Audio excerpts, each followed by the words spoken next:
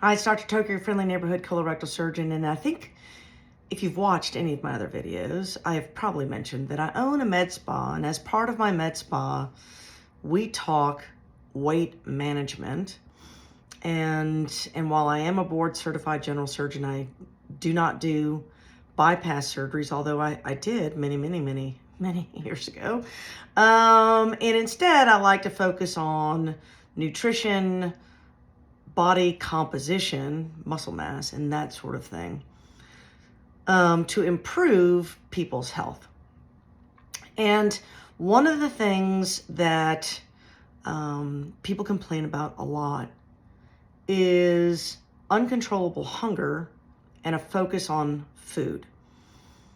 This is one of the reasons why the injectable medications that you see are such a rage, because they're extraordinarily effective at taking away your appetite. They're almost too effective at taking away your appetite because people are happy not to think about food. If you have ever tried to lose weight, and I have been this person, if you've ever tried to lose weight, it is so vexing because you're constantly focused on what I can eat, what I can't eat. You become almost like a food Nazi. It's obnoxious. You don't want to be that way. So you take these injectables and it shuts off your brain a little bit. You're happy. The problem is, at the same time as you being happy because you're not thinking about food, your body not necessarily happy. I know you're stepping on a scale and the pounds are coming off. However, a lot of those pounds coming off are muscle mass. It is critical, and so some of the people watching this will be some of my patients, and some of the people watching have maybe never seen me before, and you're wondering what the hell I'm talking about.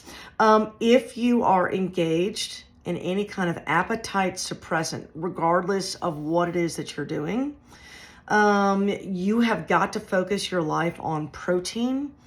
This is one of the reasons why I encourage people to do a high protein diet, eating every 3 hours.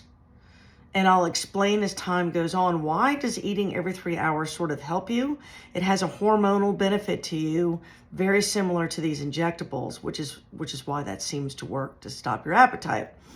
So if you are the kind of person who is trying to manage your weight and you're on a medication that stops your appetite, follow us, and we do discuss that from time to time. I'm also your friendly neighborhood colorectal surgeon, where we're going to go over some GI complaints that you might have from time to time. So my audience is sort of a mixed bag, but I bet you there's a lot of overlap there because I know in my practice there is. All right, look forward to seeing you next time.